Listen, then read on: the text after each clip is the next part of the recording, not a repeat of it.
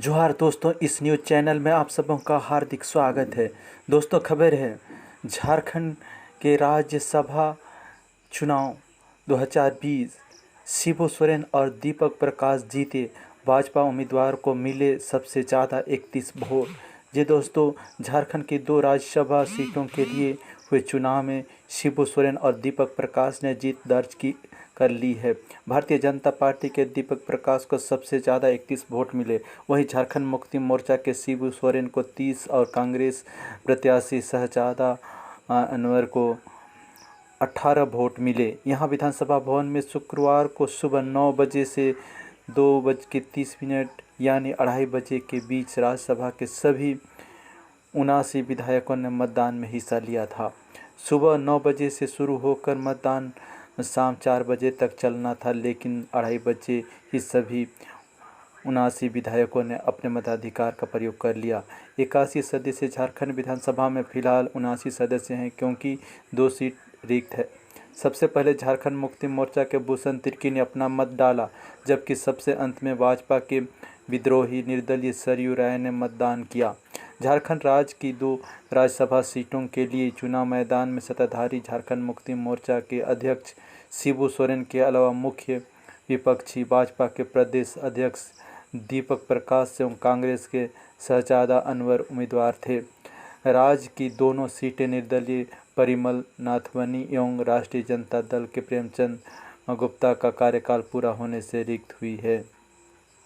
भाजपा के सभी 26 विधायकों ने तय रणनीति के अनुरूप एक बस में सवार होकर एक साथ विधानसभा परिसर पहुंचे और मतदान किया।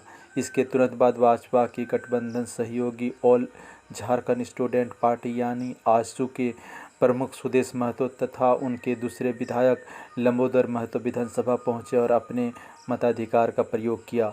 इस बीच निर्दलीय अमित यादव ने भी मतदान करने के बाद बताया कि उन्होंने भाजपा प्रत्याशी के पक्ष में मतदान किया है। दोपहर लगभग 12:30 बजे मुख्यमंत्री हेमंत सोरेन ने विधानसभा पहुंचकर अपना मत डाला। दोपहर बाद मतदान में एक बार फिर तेजी आई, जब झारखंड मुक्ति मोर्चा के शेष विधायकों और कांग्रेस विधायकों ने मतदान किए। सबसे अंत में मतदान करने पहुंचे भाजपा के विद्रोही रहे सरयू राय ने अपना मत डालने के बाद कहा कि उन्होंने अपने वादे के अनुरूप ही भाजपा के दीपक प्रकाश के पक्ष में मतदान किया है। उन्होंने मीडिया से बातचीत में कहा, वास्तव में झारखंड मुक्ति मोर्चा और भाजपा के प्रत्याशियों के अलावा तीसरे उम्मीदवार को चुनाव मैदान में उतारना उचित नहीं था। श्री राय ने कहा कि कांग्रेस को अपने उम्मीदवार को जिताने की कहीं से कोई संभावना नहीं थी, लेकिन फिर भी उसने अपना उम्मीदवार चुनाव मैदान में उतारा, जो फिजूल था। झारखंड विधानसभा में इस समय 2 सीटें खाली थी। यहाँ 3 उम्मीदवार मैदान में थे, लिहाजा 79 सदस्यीय सदन में किसी भी उम्मीदवार को चुनाव जीतने के लिए कम से कम 27 मतों की आवश्यकता थी। इसमें 29 विधायकों वाली मुख्य सत्ताधारी पार्टी झारखंड मुक्ति मोर्चा के उम्मीदवार शिबू सोरेन को कुल 30 वोट मिले, जबकि 26 विधायकों वाली मुख्य विपक्षी पार्टी भाजपा के प्रत्याशी दीपक प्रकाश को सबसे ज़्यादा 31 विधायकों का समर्थन मिला। झारखंड मुक्ति मोर्चा के सहयोगी पार्टी कांग्रेस के शहजादा अनवर को कुल 18 वोट ही मिल पाया। विधानसभा में 15 सदस्यों वाली पार्टी को प्रदीप यादव एवं बंधु तिर्की के अलावा एक और सदस्य का वोट प्राप्त हुआ। खबर है दोस्तों, झारखंड के 2 वीर शहीद पंचतत्वों में विलीन। शहीद कुंदन ओझा की 12 किलोमीटर की अंतिम यात्रा में हजारों लोग शामिल हुए। अंतिम दर्शन के लिए सड़क और छतों पर जुटी रही भीड़। जी हाँ दोस्तों, झारखंड के वीर शहीद कुंदन कुमार ओझा और गणेश हांसदा शुक्रवार को पंचतत्व में विलीन हो गए। कुंदन कुमार ओझा का साहेबगंज के गंगा घाट स्थित मुनीलाल घाट पर, जबकि गणेश हांसदा का बहरागोड़ा में उनके गांव में सैन्य सम्मान के साथ अंतिम संस्कार किया गया। कुंदन ओझा और गणेश हांसदा को उनके छोटे भाइयों ने मुखाग्नि दी। दोनों ही वीर सपूतों के अंतिम संस्कार के दौरान हजारों की संख्या में भीड़ जुटी रही।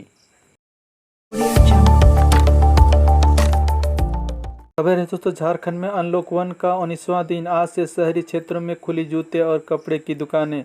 मॉल के अंदर शॉप पर अभी भी रोक। राज्य में अब तक 1921 पॉजिटिव केस। जी हाँ दोस्तों, झारखंड में करीब 3 महीने के बाद शुक्रवार से कपड़े और जूते की दुकानें खुल गई। गिरियों आपदा प्रबंधन विभाग ने दुकानें खोलने की अनुमति सिर्फ जिला मुख्यालय के शहरी क्षेत्रों में दी है। यहाँ कंटेनमेंट जोन को छोड़कर दुकानें खुलेगी। टेलरिंग दुकानों के संबंध में अभी कोई फैसला नहीं लिया गया है। वहीं मॉल अभी बंद रहेंगे, इसलिए मॉल के अंदर की कपड़े और जूते की दुकानों को खोलने पर रोक जारी रहेगी। उधर राज्य में अब कोरोना संक्रमितों की संख्या बढ़कर 1921 हो गई है। साथ ही अब राज्य में रिकवरी रेट बढ़कर 67.04 हो गया है। डबलिंग रेट भी सुधर कर 27.35 पर पहुंच गया है। गौरतलब है कि लॉकडाउन 1 शुरू होते ही कपड़े और जूते की दुकानें बंद हो गई थी। इस दौरान व्यवसायी संघ मुख्यमंत्री और सत्ताधारी नेताओं से मिलकर कई बार दुकानें खोलने का आग्रह कर चुके थे। कुछ जगहों पर व्यवसायियों ने प्रदर्शन भी किया था। आखिर अब सरकार ने दुकानें खोलने का आदेश दे दिया है। हालांकि सरकार ने कई शर्तों के साथ दुकानें खोलने की अनुमति दी है। दुकानों में सोशल डिस्टेंसिंग का पूरा पालन करना होगा। दुकान में एक साथ 5 से ज़्यादा लोगों की एंट्री नहीं होगी। कपड़े की दुकानों में ट्रायल रूम के इस्तेमाल पर रोक रहेगी। दुकानों में काम करने वाले किसी कर्मचारी को खांसी या बुखार होने पर तत्काल नज़दीकी स्वास्थ्य केंद्र में भेजना होगा। सर्दी बुखार से पीड़ित ग्राहकों के दुकान में आने पर रोक रहेगी। सैनिटाइजेशन का खास ख्याल रखना होगा। दरवाजे का हैंडल और एंट्री पॉइंट को बार बार सैनिटाइज करना होगा। खबर है दोस्तों, झारखंड के गुमला जिला में पुलिस से मुठभेड़ में एक नक्सली जख्मी, हथियार भी बरामद।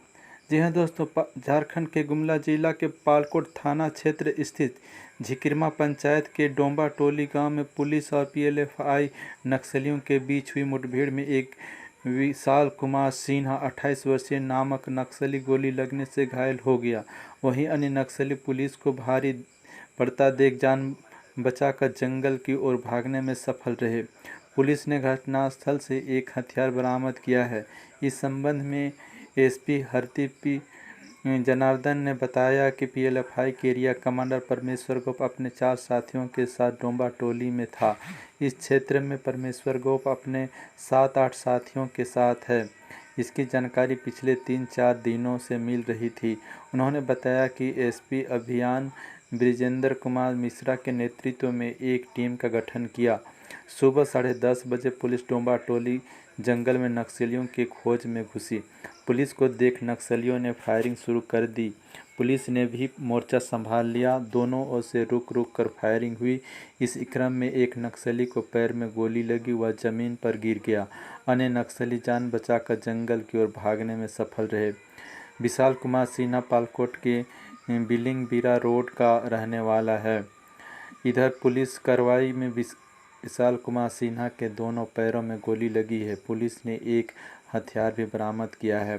मुठभेड़ की घटना के बाद पुलिस द्वारा क्षेत्र में सर्च अभियान चलाया जा रहा है। पुलिस ने घायल विशाल कुमार सिन्हा को पालकोट सीएचसी में पहुंचाया, जहां प्राथमिक उपचार के बाद उसे बेहतर इलाज के लिए गुमला रेफर कर दिया गया है। वहीं घायल विशाल कुमार सिन्हा ने इलाज के क्रम में बताया कि वह पिछले कई वर्षों से बाहर रह रहा था।